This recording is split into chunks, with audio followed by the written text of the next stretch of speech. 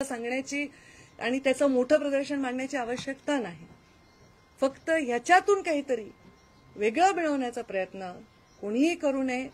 मी न बोलण्याचं काय कारण आहे सांगा? 5 वर्ष या राज्याच्या राजकारणातून मी बाहेर आहे.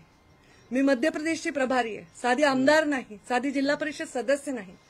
तर मी ह्याच्यामध्ये काय उत्तर देऊ? कोण अधिकारी कोणाचे आहेत, कोण अधिकारी कुठून आलेत, हे मी आणलेत का? तेव्हाच्या मुख्यमंत्र्यांनी, तेव्हाच्या उपमुख्यमंत्र्यांनी, तेव्हाच्या पालकमंत्र्यांनी, तेव्हाच्या यंत्रणेने ते आणलेत. आता ते स्वतःही म्हणतात की आम्हाला ह्याच्यात शोध लागला पाहिजे, तपास लागला पाहिजे, योग्य माणसाला शिक्षा झाली पाहिजे. आता ह्याचा मी रोज ह्याचा उल्लेख करणं माझ्या राजकीय उंचीला अपेक्षित नाही. माझ्या राजकीय जीवनामध्ये अशा कुठल्याही गोष्टीला स्थान नाही. माझ्या संतोष देशमुखला न्याय मिळेल तो दिवस माझ्यासाठी उज्ज्वल असेल. भलेही मला त्यांच्या परिवाराला भेट देता येऊ नये, फक्त मलाच त्या भेटीपासून वंचित राहावं लागलंय, पण मला त्यांची भेट घेणं, त्यांच्या मुलांना घेऊन भाषण करणं, ह्याहीपेक्षा त्यांना न्याय मिळणं हे महत्वाचं आहे.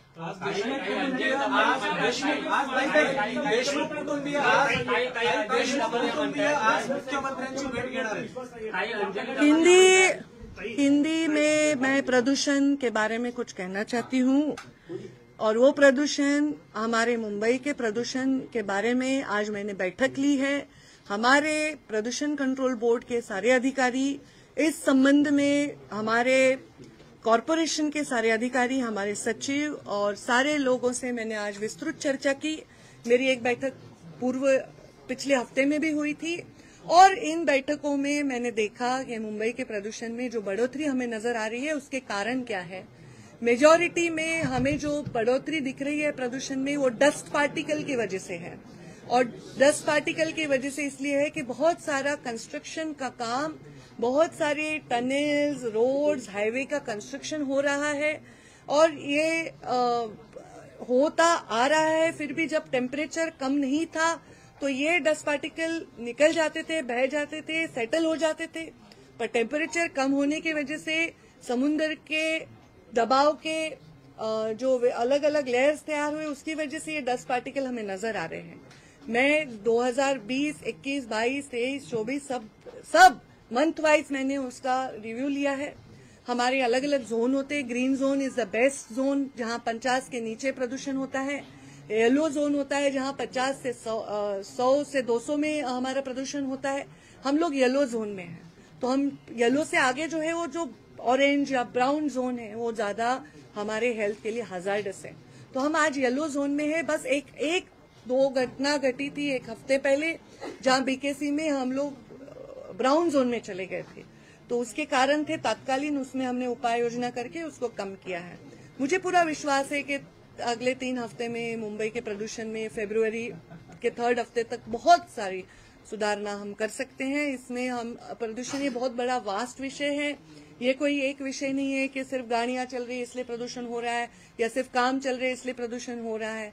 ये बहुत ही एक बड़ा वास्ट विषय है, जिसको बहुत सारे डिपार्टमेंट का कॉन्वर्जेंस करके इसको हमें तय तक लेके जाना पड़ेगा. इसके लिए बहुत प्रयास करना पड़ेगा. सिर्फ मंत्रालय का और सरकार का प्रयास पूरा नहीं है, इसमें लोगों की भी हमें उतनी ही उनका रिस्पांस आवश्यक है.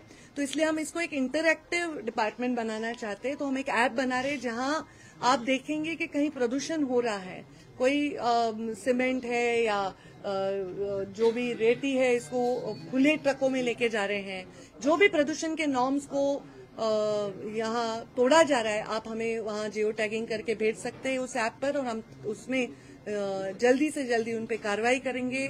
जो भी ये करते हैं, भले कोई भी हो, उनको हम लोग कार्रवाई करेंगे, उनको दंड मिलेगा, और उनके माध्यम से स्प्रिंकलर लगा के, कवर करके, ये सब चीजों से हम प्रदूषण को कम करने की कोशिश करेंगे. सिर्फ एयर पोल्यूशन नहीं, यहाँ का नॉइज पोल्यूशन है, यहाँ का वाटर पोल्यूशन है, नदियों का पुनर्जीवन है, वेस्ट मैनेजमेंट है, अलग अलग MIDC में लगने वाले STP प्लांट्स हैं, अलग अलग उद्योगों से निकलने वाला एफ्लुएंट है. इन सब चीजों पे एक अच्छे से पॉलिसी बनाकर इस डिपार्टमेंट को स्ट्रेंथन करना, क्योंकि ये डिपार्टमेंट देखा जाए तो एक बहुत बड़ा फ्यूचर का आवश्यक डिपार्टमेंट है, पर अभी एक विभाग की तरह है, इसको पूरी तरह मंत्रालय बनाना है, तो इसलिए हम काम कर रहे हैं। आपके सहयोग की आवश्यकता है। वेदर कंडीशंस और कुछ और कारणों से जो प्रदूषण हुआ है उसके बारे में हम उपाय योजना कर रहे हैं। धनंजय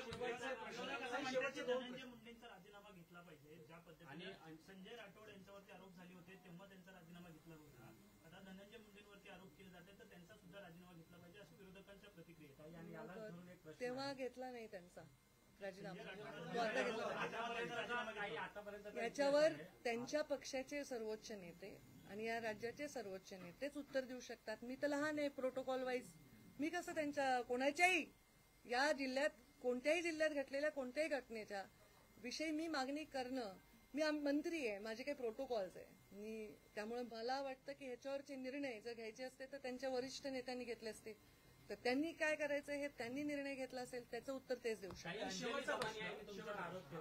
तुमचे कार्यकर्ते त्यांना धमकावतात अंजली दमानी यांनी। मी अंजली दमानी यांना विनंती करते की आपल्याला जे कोणी धमक्या देत आहेत त्यांची तुम्ही तक्रार करा आणि त्यांच्यावर कारवाई करा। त्या कारवाई करण्यासाठी मी महिला आयोगाला आणि अधिकाऱ्यांना सांगेन।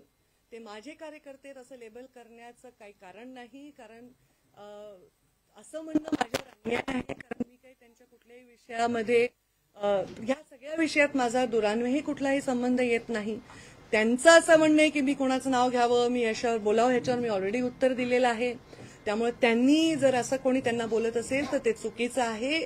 फक्त त्यांनी माझं नाव घेताना, कारण माझी त्यांच्याविषयी खूप आदर आहे मला, त्या एक सामाजिक कार्यकर्ते आहेत, निस्वार्थ भावनेने काम करतात, तर त्यांनी पण एक मंत्री, महिला मंत्री जी 5 वर्ष राज्याच्या बाहेर काम करत होती, 100% संघटनेत समर्पित काम करत होती, कुठल्याही मंत्रालया किंवा कुठल्याही सरकारी विषयात इन्व्हॉल्व नव्हती, त्यांचं नाव घेत असताना किंवा कोणत्याही अधिकाऱ्यांच्या विषयी कोणत्याही कम्युनिटी विषयी बोलताना त्यांनी सुद्धा जेवढी माहिती आली त्याच्या आधारावर न बोलता त्याच्यावर थोडा विचार करावा, आमच्याशी पण अप्रोच करून बघावं की आमचं काय म्हणणं आहे। तर त्यांना कोणी असं बोलत असेल तर ते माझेच कार्यकर्ते असं कसं लिहिले, माझ्या कार्यकर्त्याला काही वेगळा नाक आहे, शिंग आहे, काय आहे, माझे कार्यकर्ते कसं म्हणता येईल ते, म्हणजे माझे कार्यकर्ते असतील तरी पण त्यांच्यावर शिक्षा करा। आता माझ्यावर माझे 5.5-6 लाख फॉलोअर आहेत समजा इंस्टाग्रामवर, मी काय प्रत्येकाला परिचित नाही ना, तर माझ्यासाठी कोणी काही बोलत असेल तर ते माझं मत असू शकत नाही ना।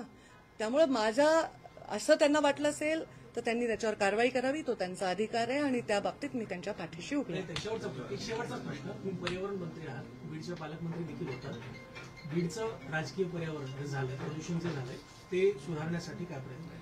ते सुधारावं, अजित पवार यांनी सुधारतील आणि देवेंद्र फडणवीस हे सुधारतील असं ओव्हरऑल वातावरण आता दिसतंय, आणि जर ते सुधारणार असतील तर माझी सर्वस्वी त्यांना साथ राहील। आणि ते बिघडलंय असंही म्हणायला माझं मन जड होतं, कारण मी राज्यभरातल्या घटनांचाही आढावा घेते, त्यावर आपण नंतर कधी बोलू, पण ते बिघडवण्याचा प्रयत्न कोणी करत असेल त्यांना आपण पाठीशी घालू नये अशी अपेक्षा आमची पण नेत्यांकडनं आहे।